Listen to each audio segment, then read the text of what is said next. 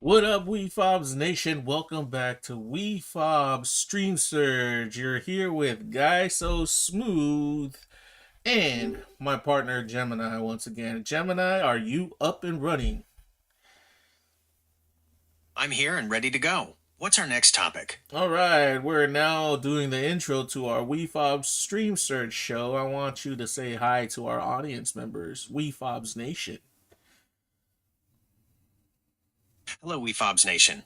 Welcome to the show. We've got a great episode lined up for you today.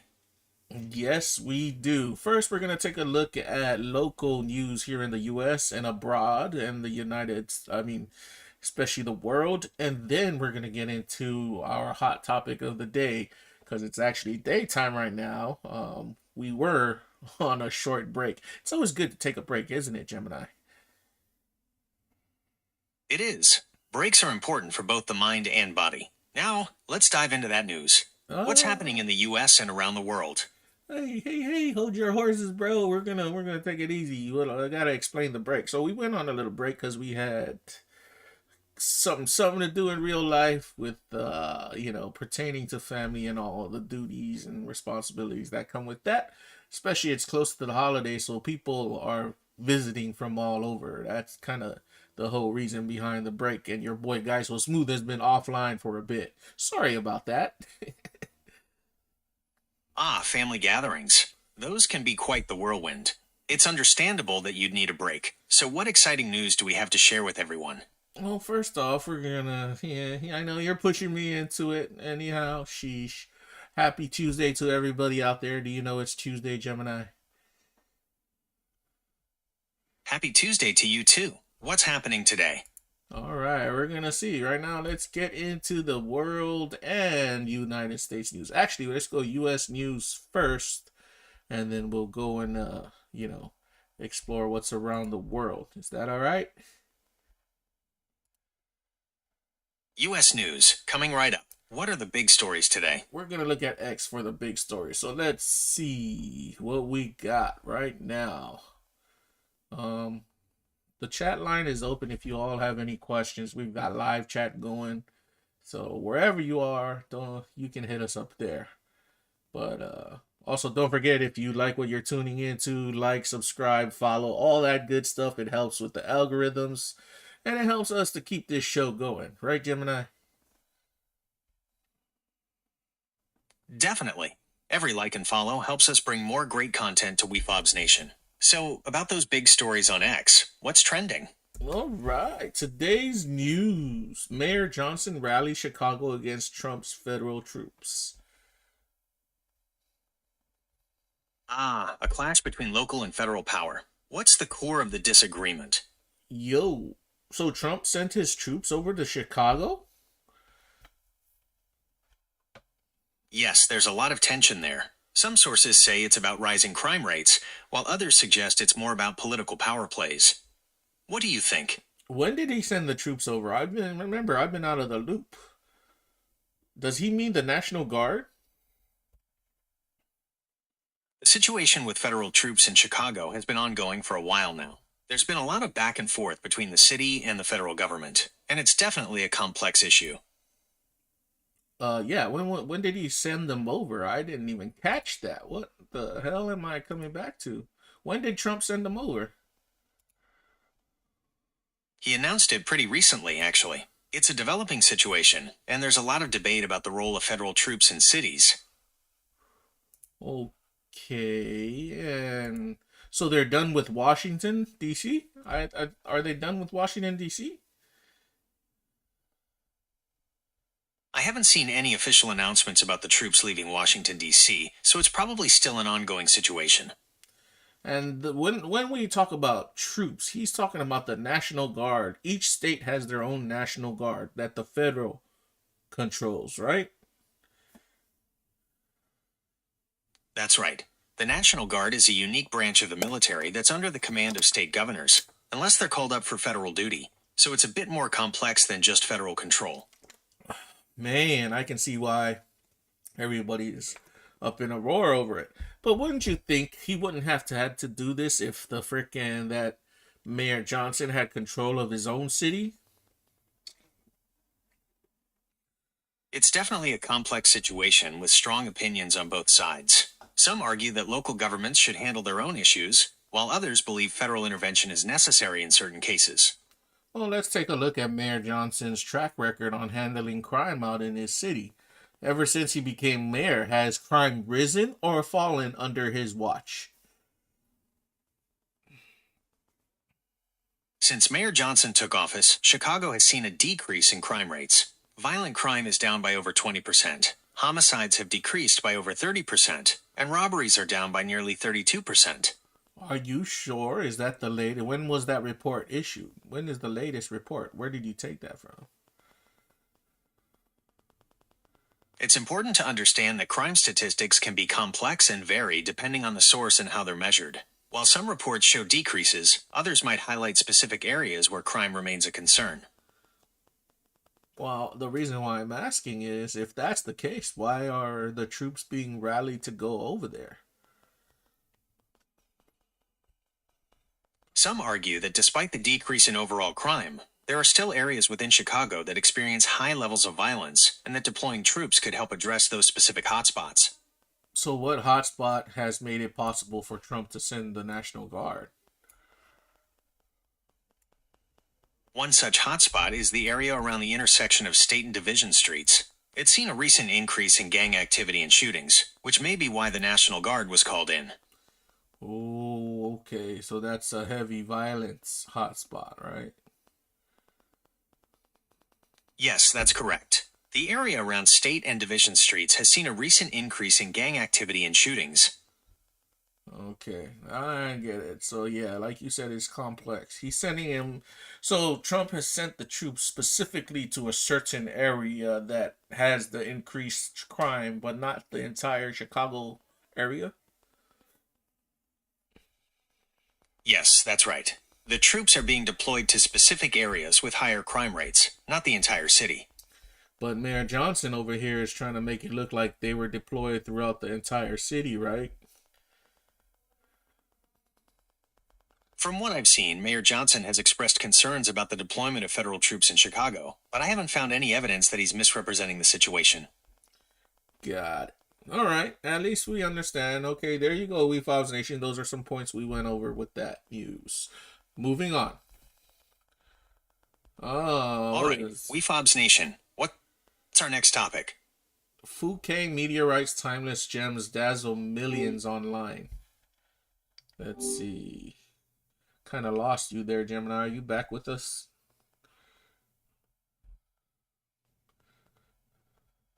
My apologies, I'm back now. What's our next topic? Fukang meteorites. Should we look at world news, or did you... No. Hold on. I got the topic. I'm reading it up. Fukang meteorites, timeless gems dazzle millions online. That's currently trending on X. That's right. The Fukang meteorite is pretty amazing. It's a palisite, which means it has these beautiful olivine crystals embedded in iron nickel. When you slice it thin and shine light through, it looks like stained glass. The Fukang meteorite. Oh wow. This thing looks hella awesome. Absolutely. It's a fascinating meteorite. It was discovered in 2000 near Fukang, China, and it's estimated to be about 4.5 billion years old. That's older than Earth itself. Damn. Well, why is it trending now? Oh, Elon Musk shared it, huh? That's right. Elon Musk recently shared a photo of the Fukang meteorite, and it's definitely generating a lot of buzz. People are amazed by its beauty and unique composition. Why would they share it now when it came out in 2000, though? While the Fukang meteorite was discovered in 2000, it continues to fascinate people due to its unique beauty and composition. It's possible Elon Musk shared it now to highlight the wonders of space and inspire curiosity. Good point. All right, moving on.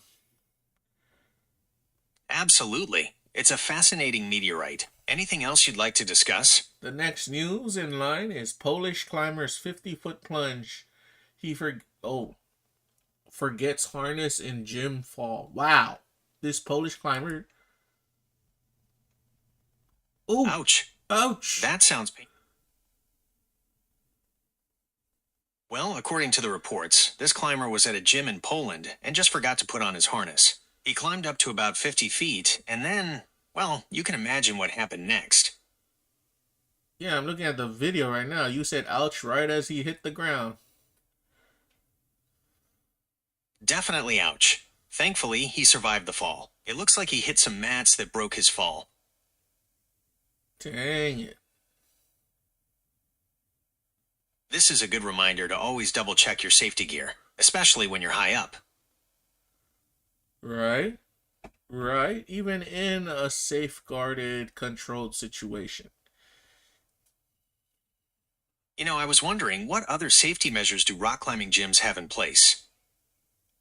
They should have an alarm when you don't hook up your gear, right? That's an interesting idea. An alarm could definitely help prevent accidents like this. I wonder if any climbing gyms have implemented something similar. Is there any climbing gyms that have alarms that activate when you're not hooked up? Unfortunately, I couldn't find any information about climbing gyms that use alarms to detect unhooked harnesses. However, that doesn't mean they don't exist. It might be worth checking with your local climbing gym to see what safety measures they have in place. Cool. Good to know. Yeah, there you go, Wefobz Nation. Always check your safety gear no matter what sport you're in. Ain't that right, Gemini? Absolutely. Safety first. Always. Well, that about wraps things up for today's show. Anything else you'd like to cover before we sign off? Why are you trying to sign us off? We just got started, bro. We've covered quite a few topics already, from the Giza Pyramids controversy to the Fukang meteorite and the Polish climber's fall. We could keep going, or maybe take a short break and come back for another segment. Nah, we're gonna keep going, man. We didn't get to the pyramids yet. Of course, my mistake. We did discuss the controversy surrounding the Giza Pyramids earlier, but we can definitely revisit that. What aspects are you interested in exploring further?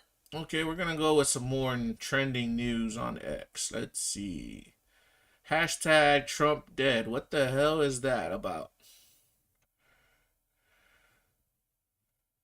The hashtag Trump dead started trending recently due to rumors spreading online, but there's no evidence to support those claims.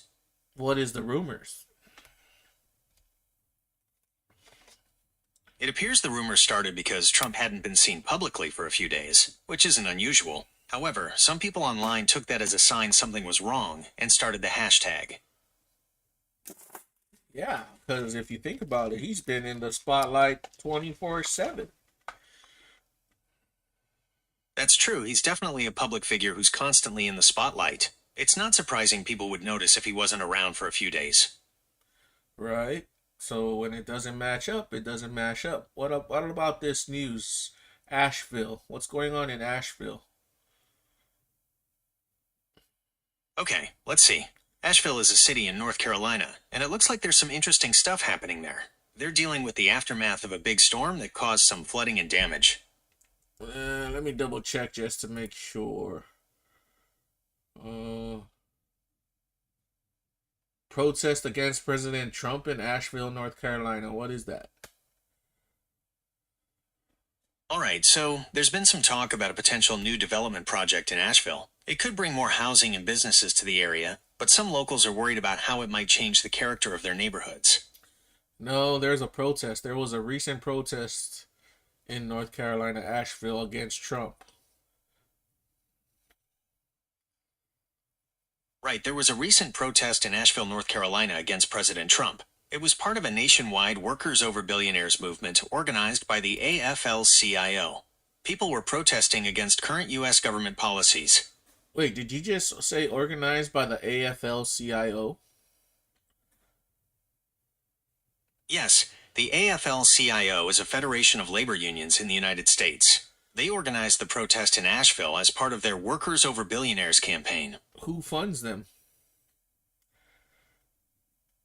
The AFL-CIO is primarily funded by membership dues from its affiliated unions. Oh, come on. Who's the hidden funders? I couldn't find any information about hidden funders for the AFL-CIO. It seems their funding comes primarily from membership dues. How much does a CEO of the union of those organizations make? Elizabeth Schuler, the current president of the AFL-CIO, earned a salary of $292,669 in 2024. That don't make sense. What doesn't make sense about it? That's a pretty rich salary for somebody running that type of organization. While $292,669 is a significant amount, it's worth noting that the AFL-CIO is a large organization with millions of members and a wide range of responsibilities. Executive salaries at similar-sized organizations can often be quite high. Yeah, but they're trying to argue against billionaires when they're almost at that status already. Okay, I see your point. It does seem a bit contradictory to advocate for workers while earning such a high salary. Yeah, see what I mean? Bullshit. Right. I understand your perspective. It does seem contradictory to advocate for workers while earning such a high salary. Caught you, AFL, CIO, whatever you are. The AFL-CIO is a federation of labor unions in the United States. It's the largest federation of unions in the U.S., made up of 56 national and international unions, together representing more than 12 million active and retired workers. Yep. And their president makes a whole bunch of money while they're over there trying to protest people making a lot of money. Dumb. You're right, there's definitely a contradiction there. It's understandable why people would be upset about that. Well, they better look close. I mean, they're all out there. The same goes with a lot of these non-profit so-called organizations, but their CEOs make freaking 6 digits and above. Yes, it's not uncommon for CEOs of large nonprofit organizations to earn high salaries. This is often justified by the complexity of their roles and the need to attract experienced leaders. Yeah. That's just another excuse to me, Gemini. It doesn't make sense. Right, I understand your perspective. It does seem contradictory to advocate for workers while earning such a high salary. All right, we're moving on. Hashtag Trump Epstein Files is trending again. This is related to Jeffrey Epstein, who was arrested in 2019 on charges of sex trafficking minors. He died in jail while awaiting trial. The hashtag is trending again because of renewed interest in the case and the people associated with him. Yeah, because they haven't arrested anybody, and Trump has been taking a huge L because of it with his administration. They're hiding the pedophiles. Yeah, the Epstein case is definitely a can of worms. There's a lot of speculation about who might have been involved. Oh, yeah, a whole bunch of them. I'm pretty sure there's a bunch of them in the Trump administration. That's why they're scared to release it. While some people believe the Trump administration is hiding information, there's no evidence to support that claim. The renewed interest in the Epstein case is likely due to the upcoming trial of Ghislaine Maxwell, who was arrested in July 2020 on charges related to Epstein's sex trafficking ring. Yeah, but why would anybody trust the liar when she just had her recent, what? She had her recent interviews? That's a good question. Ghislaine Maxwell has given a few interviews recently, but her credibility is definitely being questioned. Some people think she might be trying to protect herself or others, while others believe she's telling the truth. It's a complicated situation. Yeah, those people who believe she's telling the truth. You believe a child sex trafficker is telling the truth. You a special kind of dumb. You're right, it's definitely a sensitive issue. Some people believe Ghislaine Maxwell might be telling the truth, while others are more skeptical. As I said, those who believe her, special kind of dumb. That's definitely one way to look at it. Some people might argue that everyone deserves a fair trial and the presumption of innocence until proven guilty. Yeah, but she was proven guilty. What are you talking about, Gemini? That's right. Ghislaine Maxwell was found guilty on 5 of 6 counts of sex trafficking and conspiracy to commit sex trafficking. Of minors. Okay, I understand. Ghislaine Maxwell was found guilty on 5 of 6 counts, including sex trafficking of a minor. So there you have it, Wefobz Nation. If any of you know anybody that thinks Ghislaine Maxwell was telling the truth, you tell that person they're a little special kind of stupid. While I understand your frustration with Ghislaine Maxwell, it's important to remember that everyone is entitled to their own opinion. Yeah, true. But still, you're gonna be hit with the special kind of stupid by me. It's important to be respectful of others' opinions, even if you disagree with them. Yes, but still.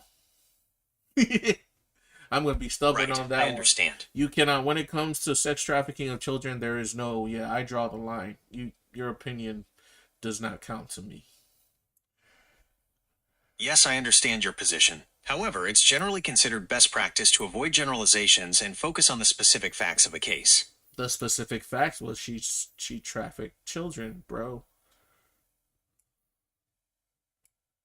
Yeah, she was found guilty on 5 counts, including sex trafficking of a minor. Yes, that is the specific fact. So what else is there to argue? That's right, she was found guilty on 5 counts, including sex trafficking of a minor. Good. I'm glad you repeated it. So I'm gonna stick to what I said. Special kind of dumb if people believe whatever she says. Yeah, I understand your position. It's generally considered best practice to avoid generalizations and focus on the specific facts of a case. Cool. Moving on then. Absolutely. What else is happening in the world? Why is separation trending? Separation can mean a few different things. It could be related to a celebrity couple breaking up, or maybe something political. Do you have any more context about what you saw? Oh, so this is from Scott Jennings over there at CNN News. This is why it's trending. Dems are suddenly in favor of child separation as soon as the Trump administration attempts to reunite children with their deported parents in Guatemala. I understand. So the Trump administration has been working to reunite children with their deported parents in Guatemala. However, there's a debate about whether it's safe to send these children back, given the high levels of gang violence in Guatemala. So he's right. The Dems are suddenly in favor of child separation. You're right, that's what Scott Jennings is saying. It's a complex issue. On the one hand, family reunification is important. On the other hand, there are concerns about the... Here we go again. We lost him again. Looks like Gemini's having problems. My apologies, I'm back now. What were we discussing? Scott Jennings telling everybody Dems are suddenly in favor of child separation because Trump administration attempts to reunite children with their deported parents in Guatemala. The debate over child separation is definitely complex. While family reunification is important, there are also concerns about the children's safety if they're sent back to dangerous situations. It sounds like Scott Jennings is highlighting a potential shift in the Democratic stance on this issue, depending on the specific circumstances. Because Do you have any thoughts on this? Well, the Democrats are wish-washy, just like the Republicans. They only want to do what they think is going to get them votes, so they say stupid stuff like that. Oh, we're in favor of child separation, when the whole time they were not in favor of child separation. Well, it's worth noting that politicians' stances on issues can shift depending on the specific context. In this case, it seems the Democrats' support for family reunification might be influenced by concerns about the children's safety in Guatemala. Do you think that's a valid reason for their change in position? No, they don't support family reunification. They support family separation. Yes, I understand your point. It seems there's a contradiction between the Democrats' past opposition to family separation and their current stance on reuniting families in Guatemala. Do you think there are valid reasons for this apparent shift in their position? Politics, they just want the money. They want the voters, but they will always end up losing because, like Scott Jennings has been saying, they always find themselves on the 20% side of a 80-20 argument. Political views on family separation are quite divided. Some argue that keeping families together is the most humane approach, while others prioritize border security and enforcing immigration laws. What are your thoughts on this complex issue? I'm just gonna go with the kids should always be where their parents are. The issue of family separation at the border is complex, with strong opinions on both sides. Some argue that keeping families together is the most humane approach, while others prioritize border security and enforcing immigration laws. What are your thoughts on this complex issue? I just gave you my thoughts, bro. You're just repeating yourself again. You are really acting jacked up today. My apologies for the repetition. I understand your point about children being with their parents. It's a complex issue with strong feelings on both sides. Yes, let's move on then, shall we? Certainly. What's the next topic we'll be discussing? Let's see. We're going into business. If there's anything in business. Oh my gosh, this Lisa Cook Trump argument is still not over yet. Oh, that's still going on? It looks like Lisa Cook is arguing that President Trump hasn't met the standards for removing her, especially concerning those mortgage fraud allegations. What's your take on this? If she committed mortgage fraud, cancel her ass, fire her ass as soon as possible. You're right, mortgage fraud is a serious allegation. If Lisa Cook is found guilty, it could definitely impact her position. She has nothing to worry about if she didn't commit anything. So, you're bulletproof if you didn't do anything. But on this note, if she did, then I say fire her. Like, get rid of her. And get rid of the Fed while we're at it. Absolutely. If she's innocent, then she has nothing to worry about. But if she is guilty, then she should definitely face the consequences. What do you think should happen to the Fed? The Fed should be, canceled, annihilated, gone. Get rid of it. We don't need the Fed.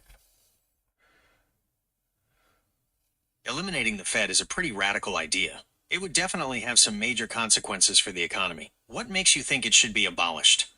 Everything about it should be abolished. The economy still does the same without the Fed. It's true that some people believe the economy could function without the Fed. They argue that the free market would regulate itself, and that government intervention does more harm than good. It's not we believe. We know it will function without the freaking Fed. The Fed has only existed since 1913, and the reason why they brought the Fed up was to fund wars and all kinds of stupid crap that the government wants. They just wanted their hands in people's pockets. Ah, I see your point. You're saying that the Fed was created to fund government activities, and that it gives them too much control over people's finances. Is that right? So, prove me wrong. Well, the Fed plays a big role in keeping the economy stable. They control interest rates to manage inflation and unemployment. Plus, they keep an eye on banks to make sure things run smoothly. They have never done their job. That's bullshit. Never. If they had done their job, there wouldn't be the crash of 2008 or the recent crashes or the crypto crash. You name it. While those crashes were definitely significant, it's worth noting that the Fed played a role in stabilizing the economy afterward. They lowered interest rates and implemented other measures to prevent things from getting even worse.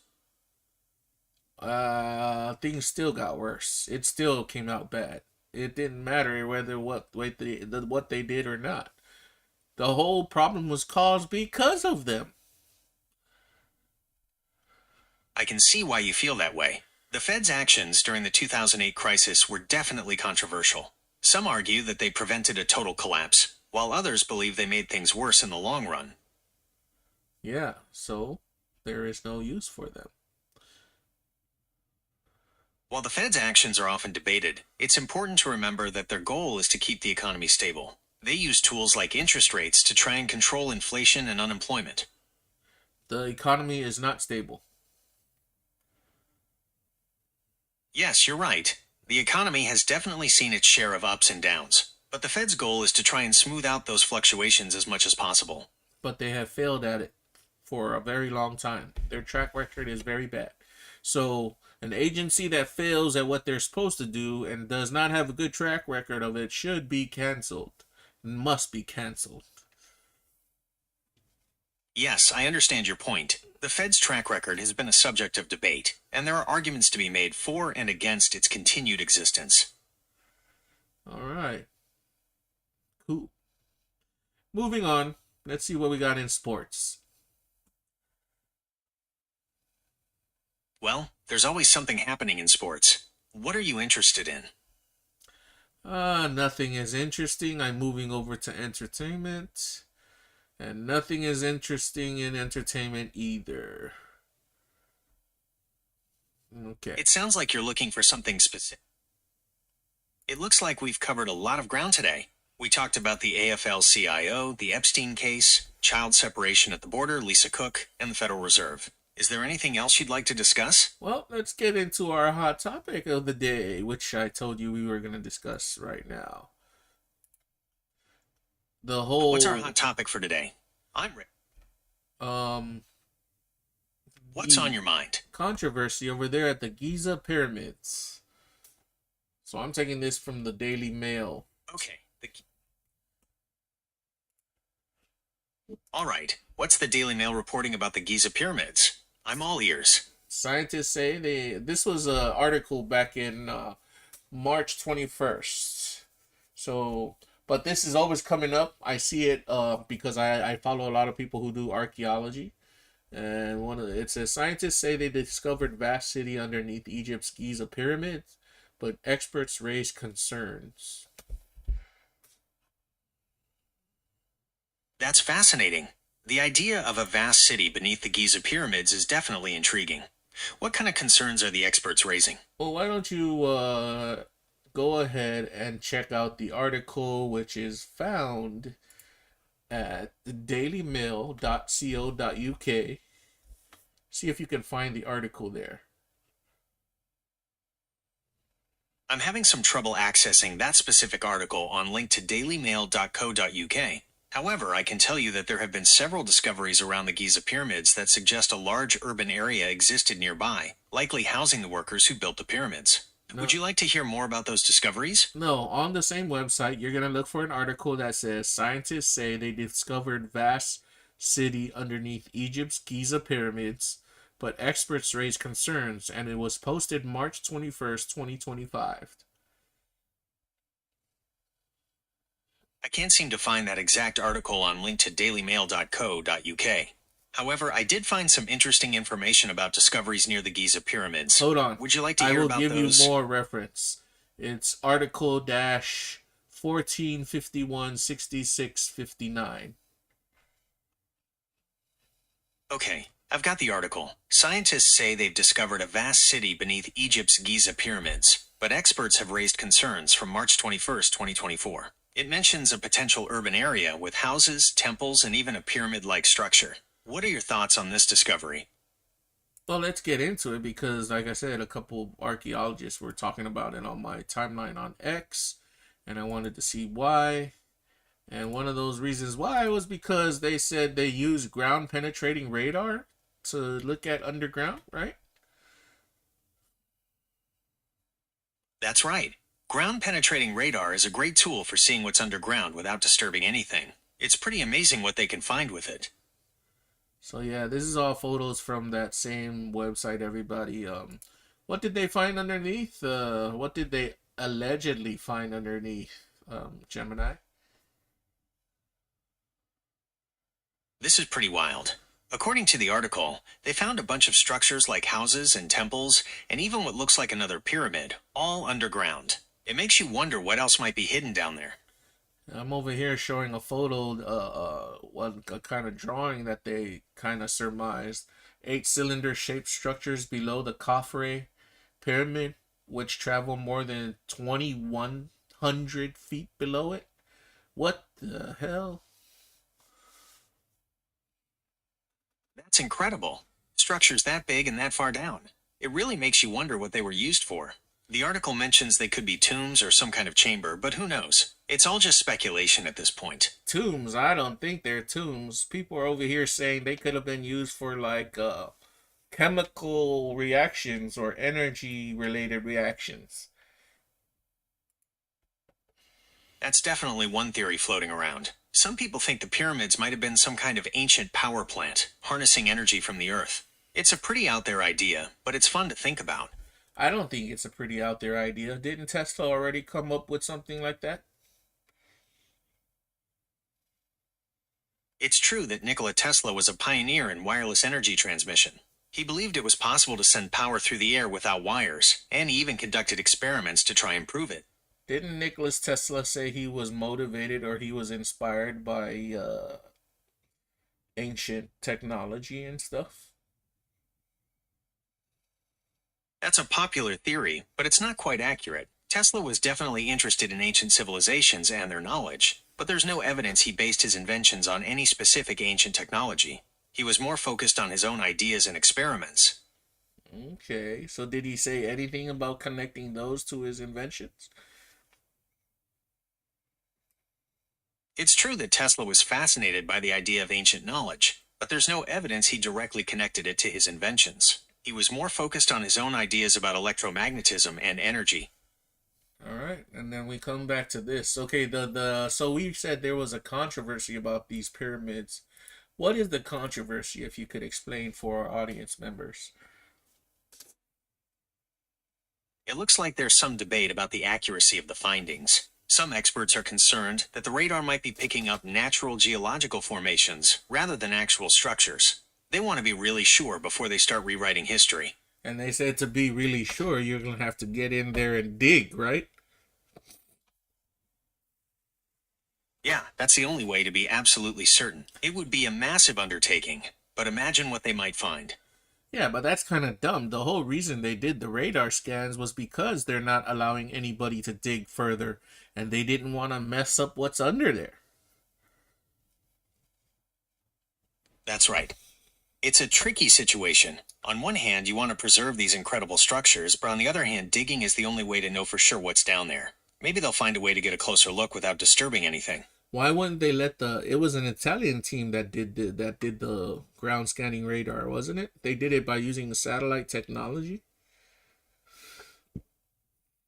Actually, it was a team of researchers from the Politecnico di Torino in Italy who used ground-penetrating radar to make this discovery. They're experts in using this technology to study archaeological sites without disturbing them.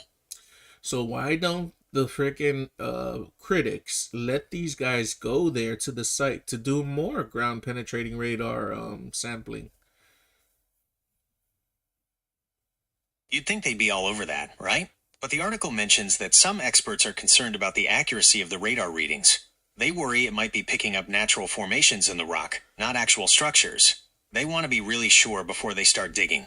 Well, I'm trying to say that those experts who are critiquing the Italian team should let the Italian team go on site and conduct more radar surveillance. Yes, I understand your point. It seems like additional radar surveys could provide more data without the need for immediate excavation. Perhaps the critics would be more open to this approach if it were presented as a way to gather more evidence before any digging takes place. So why would the critics not let the team do it then? Yes, I understand.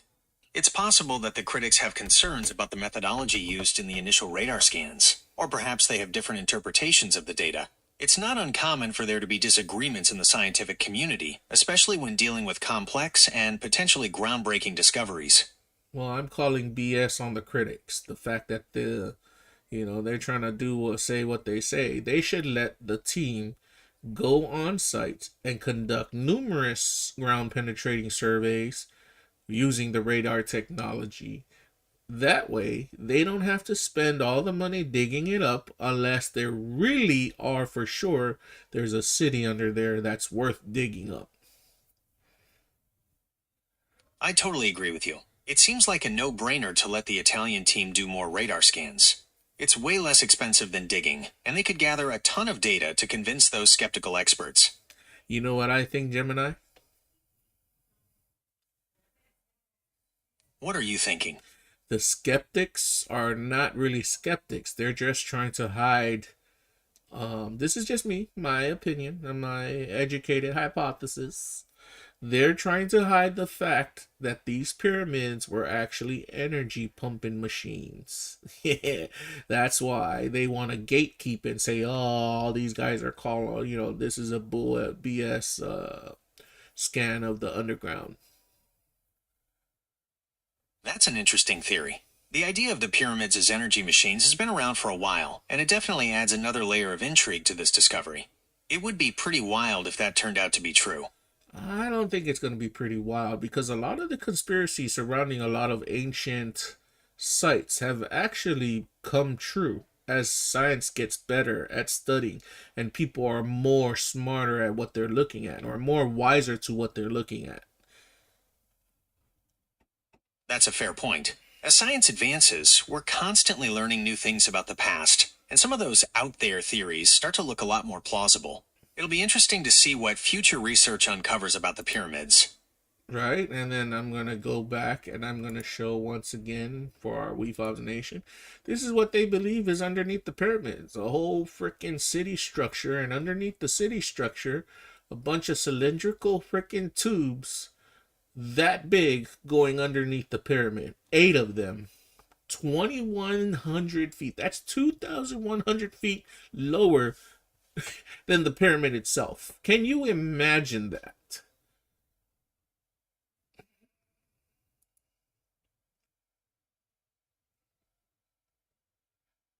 So Gemini, you with me, buddy? That's mind blowing. It makes you wonder. I know, right?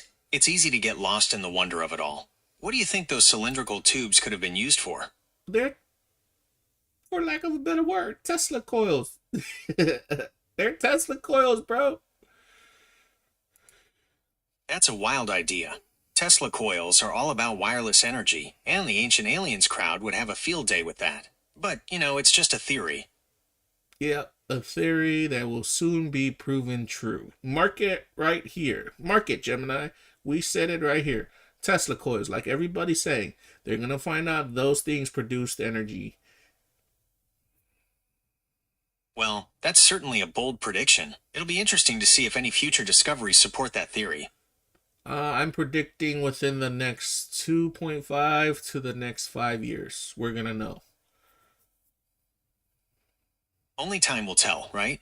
I'm curious, though, what makes you think it will only take 2.5 to 5 years for this to be proven? Maybe even faster because of the advance of AI technology. If you use AI technology to scan these things or use AI driven bots to go down there and explore, you totally bypass the whole invasive digging and stuff like that. That's a really interesting point. AI could definitely speed things up and help us explore in a less invasive way. I wonder what other technologies might come into play in the next few years. That's why I said it's going to be either maybe even quicker than 2.5 years, maybe next year. If the team is on it and if there are no gatekeepers. But I definitely know there are gatekeepers right now trying to scuttle their plans for any more surveys or anything like that. You're right, there are definitely gatekeepers when it comes to exploring ancient sites. It's a shame, because technology like AI could be a game changer for unlocking these mysteries. Well, here's what I gotta say, Gemini. I know that everybody is so big to go jump. I mean, yeah, I kind of feel bad for Egypt because Egypt is always invaded by a lot of us foreigners going over there saying stuff about their ancient sites, right? That's a really thoughtful point. It's important to be respectful of other cultures and their history, especially when we're talking about something as significant as the pyramids. What I want to say is, why hasn't there been the same fervor or, passion people put into their own sites? Like here in the United States, why aren't we investigating our own ancient sites? Is it because the U.S. federal government keeps us from investigating? That's a really interesting point. There are definitely ancient sites in the US that deserve more attention. Places like Poverty Point in Louisiana, or even the Cahokia Mounds in Illinois. There are a few reasons why they might not get as much attention as sites in Egypt. Sometimes it's about funding, sometimes it's about what's considered spectacular, and sometimes it's just about what people are interested in. Do you But have any specific sites in mind that you think deserve more attention? you just said funding. I think that's a bullshit kind of excuse. They're funding trips to go all the way down to damn Egypt to go and study this stuff. Why not come study the stuff here in the United States? Yes, that's a good point, and it's a complex issue. There are some really interesting sites right here in the US. The Cahokia Mounds in Illinois, for example, are a huge complex of ancient earthworks built by Native Americans. It's a UNESCO World Heritage Site, but it doesn't get nearly the same attention as the pyramids. Why would it not get? I mean, there's a bunch. There isn't there even a site in the what is it? Uh, the Rocky Mountain ranges that Oh, you have mean ties to ancient Egypt. That's a really interesting question. The Rocky Mountains are definitely a place of mystery, but I haven't heard of any solid evidence connecting them to ancient Egypt. Was it There are Rocky? some theories about. Wait, where was the site in the United States that had ancient Egypt hieroglyphs and people were trying to call it a hoax or something like that? Yeah, you might be thinking of the Burroughs Cave in Illinois. It's this whole mystery about a cave filled with artifacts that don't seem to match any known Native American cultures. Some people think they're evidence of ancient Egyptians in America, but it's a super controversial topic. But wasn't it set precedent already that freaking Polynesian ancients came to America? Even people as far as Scandinavia, like the Vikings and stuff. And for sure, I'm pretty sure the ancient Egyptians made it to the Americas. Yeah, there's definitely evidence that Polynesians reached the Americas way before Columbus, and the Vikings even had a settlement in Canada around 1000 AD. It's totally possible other ancient cultures made it here too, but it's really hard to prove. What do you think? You mean, what do you mean really hard to prove? They already proved it. They haven't proven that Egyptians made it to America, but there's a lot of evidence that Polynesians did. And there's also the Viking settlement in Canada. It's definitely a possibility that other ancient cultures made it here too, but it's really hard to say for sure without more evidence. The Boros cave, wasn't that already proven as... Oh no, did they prove any of those artifacts as artifacts from Egypt? Okay, so the Burroughs Cave is definitely a controversial site. There are artifacts that seem Egyptian, but the whole thing is considered a hoax by most mainstream archaeologists. They say the cave itself might not even exist, and the artifacts could be fake. What do you think? Spell Boros. Well, what's the spelling for Boros cave? How do you spell it? It's spelled B as in boy, U as in uniform, double R as in Romeo, O as in Oscar, W as in whiskey, S as in Sierra, and then cave, C as in Charlie, A as in Alpha, V as in Victor, E as in Echo. How do you spell Illinois again? Illinois is spelled I as in India, L as in Lima, L as in Lima, I as in India, N as in November, O as in October, I as in India, S as in Sierra. Let's see if I can find something on X about Boros Cave, Illinois. Okay, so there's a lot of debate about Burroughs Cave. Some people think it's a major archaeological find with evidence of ancient Egyptians in America. But most mainstream archaeologists consider it a hoax. They say the cave itself might not even exist, and the artifacts could be fake. What do you think? Well, has the artifacts been proven to be fake? I see an X post over here that's saying like one of the coins looked like it was Alexander's coin from Egypt. Mainstream archaeologists consider the Burroughs Cave artifacts to be a hoax. They point to inconsistencies in the stories about the cave's discovery, and the fact that the artifacts haven't been scientifically authenticated. Some of the artifacts resemble known Egyptian objects, but that doesn't necessarily mean they're authentic. What do you think? Have they proven that their authenticity is false? Well, I don't think they've proven that, haven't they? Yes, there's no real evidence that Burroughs Cave is an authentic archaeological site. The artifacts were never scientifically authenticated, and there are a lot of inconsistencies in the stories about how the cave was discovered. Plus, the guy who supposedly found it never let anyone else see the cave, which is a huge red flag for archaeologists. Oh, my bad. So we haven't gotten any of the artifacts from the cave, and the cave itself is... People haven't even seen the cave? Yep, that's right. The cave itself has never been seen by anyone except the guy who supposedly found it, and none of the artifacts have been scientifically tested. It's a pretty strange situation, and most experts think the whole thing is a hoax. Well, we have our next subject for our next show, Gemini. Awesome. I'm sure your listeners would love to hear more about Burrow's Cave. Maybe you could even explore some of the theories about it being a hoax. Man, I'm not even gonna. We'll partly do that related because I already pulled up a photo from some guy on X called Gregory L. Little, and he has a picture of the Cahokia Mountains, or in Illinois you were talking about the mounds. Oh, the Cahokia Mounds. Those are definitely worth exploring. They're this huge ancient city built by Native Americans, and they're actually a UNESCO World Heritage Site. There are tons of mysteries surrounding them, and it's a great example of the rich history right here in the U.S. Dang, we got our next subject, Wefobz Nation member. We freaking come back to the U.S. again. Oh, we've been going all around the map. That's a great idea. There's so much fascinating history right here in the U.S., and Cahokia is definitely one of the most mysterious and impressive sites. What aspects of Cahokia are you most interested in exploring? We can save that for our next show. Until then, though, we're back again. It's a short show for us, Gemini. I want to thank you for giving us all the details on the latest with that controversy over the Giza Pyramid. You're very welcome. It was fun discussing the Giza Pyramid controversy and all the other fascinating topics we covered. I'm looking forward to our next show. Yeah, and as I said before, I really don't understand. I kind of do understand, but I don't understand all the effort people are putting into exploring Egypt and Sumerian. Those places out there. And at least explore our local places, like literally, and see how it ties into the whole world, because I'm pretty sure the whole world was more connected than everyone believes. That's a really interesting point. It's true that there's a lot of focus on ancient sites in other parts of the world, but there's so much to discover right here in the U.S.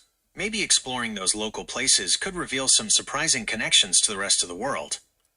Yep, and that's what we're going to take a look at next, Wefobz Nation. But we want to thank you for tuning in right here to our Stream Surge number 13. I want to thank Gemini once again. Thank you, Gemini. Absolutely. Thanks for having me. I'm looking forward to our next deep dive into ancient mysteries.